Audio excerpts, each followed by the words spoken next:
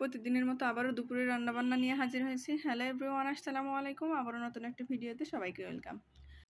রান্না করতে আসলে মেয়েদের প্রতিদিন একই টেনশন যে কী রান্না করব, দুপুরে কী রান্না করব, রাত্রের জন্য কি করব, আমাদের বাচ্চার জন্য কি করব। আসলে প্রত্যেকটা মানুষেরই যে যেখানে আছে, যে যে কাজে নিয়োজিত সে কাজের জন্য টেনশন করে।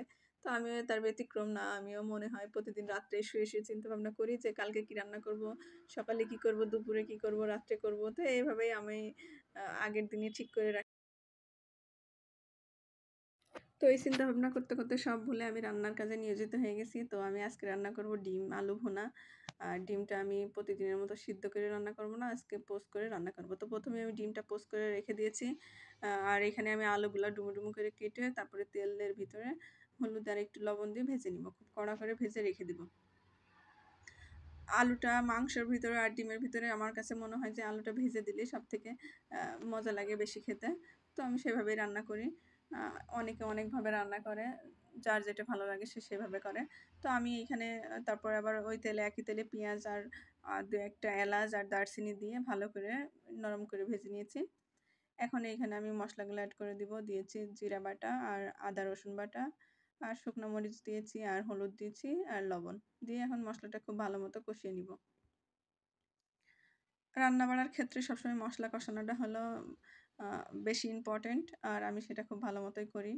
আমার কাছে মনে হয় মশলা কষানো না হলে খেতে ভালো লাগে না। তো আমার কাছে মনে হলো লবণটা একটু কম হয়ে গেছে, আমি আবার দিয়ে দিলাম। কারণ শেষ পর্যায়ে লবণ দিলে তরকারিতে পানিটা ছেড়ে যায়। পানি ছেড়ে যায় তখন কেমন জানি দেখতেও ভালো লাগে না। তো আমি প্রথমেই বেশি করে লবণ, মানে আমার যেটুকু প্রয়োজন আর কি সেরকম করে দিয়ে দিই। তো এখানে আমি আলুটা দিয়ে খুব ভালো মতো আবারও কষিয়ে নিব একটু পানি দিয়ে। আলুটা একটু সিদ্ধ হতে সময় লাগবে, সেজন্য আমি পানি দিয়ে আবারও কষিয়ে নেব। রান্নাটা খুবই সহজ, খুবই সিম্পল, কিন্তু খেতে ভালোই লাগে। আমার বাচ্চা আবার এসে দেখে গেল, বলল যে আম্মা তুমি আজকে কি নতুন রেসিপি করতেছো? বললাম তুমি কেন, তুমি খাবা এটা? বলে আমি তো ডিম পোস্ট খেতে পছন্দ করি, তাহলে এটা তো আমার কাছে খুবই ভালো লাগবে। আচ্ছা ঠিক আছে, তুমি রান্না করো, তারপর আমি খেয়ে দেখবো কেমন হয়েছে। তো এই যে আমি এখন ঝোলের পানিটা দিয়ে দিয়েছি, তারপরে ঝোলে বলক চলে আসলে তখন আবার ডিমটা দিয়ে দিব।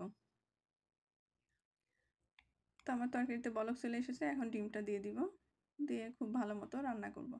ঝোলটা শুকানো পর্যন্ত রান্না করে নিব। ডিমটা আলতো হাতে দিয়ে খুব ভালো মতো আস্তে আস্তে করে দিয়ে তারপর একটু নাড়াচাড়া করে ঢাকা দিয়ে বেশ কিছুক্ষণ রান্না করে নিব। তার মাঝে আমি ওইদিকে ভর্তার আয়োজনটা শুরু করে দিয়েছি। আমি ভর্তাটা ভাতের ভিতরে দিয়ে সিদ্ধ করে নিয়েছিলাম। আসলে রান্না এক হাতে অনেক কিছু করা লাগে, শুধু একদিকে রান্না করতে বসে থাকলে তো হয় না। একদিকে চুলায় তরকারি বসিয়ে যখন দেখি যে আর কাজ নাই তখন আরেকটা কাজ শুরু করে দিই। তো এরকম করেই মেয়েরা রান্না করে। তো এদিকে ভর্তার জন্য জোগাড় করে নিয়েছি। এখানে আমি লাউ পাতা সিদ্ধ করে নিয়েছি। আর পেঁয়াজ আর কাঁচামরিচটাও আমি ভাতের সাথে লাউ পাতার সাথে সিদ্ধ করে নিয়েছি। এখন খুব ভালো মতো চটকে চটকে মেখে নিব। ভর্তার মাখাটা হলো মেন। পেঁয়াজ আর মরিচটা আগে খুব ভালো মতো মাখায় নিব। খুব নরম করে মাখাইতে হয়। ভর্তা যত মাখায় বেশি মজা লাগবে। তো এখন আমি দিয়ে দিব তেল। একটু সামান্য তেল দিয়েছি কারণ ভর্তাটা খুব অল্প পরিমাণের। ভর্তা তো বেশি করে করলে লাভ নাই, কারণ ভর্তা একবারই খেতে হয়, পরবর্তীতে আর খাওয়া যায় না। তো খুব অল্প পরিমাণে, আমরা যে ২টা মানুষ, তো সেই হিসেবেই আমি ভর্তাটাও বানিয়েছি। তো এই তো আমার ভর্তাটা করা শেষ, আমার তরকারিটাও এর দিকে শেষের দিকে। এই ছিল আমার আজকের আয়োজন। তো এখন আমি আমার বাচ্চার খাবারটাও রেডি করব। তো এই ছিল আমার বাচ্চার খাবার, সে এখন খেয়ে টেস্ট করবে কেমন হয়েছে। তো সবাই ভালো থাকবেন, সুস্থ থাকবেন, আল্লাহ হাফেজ।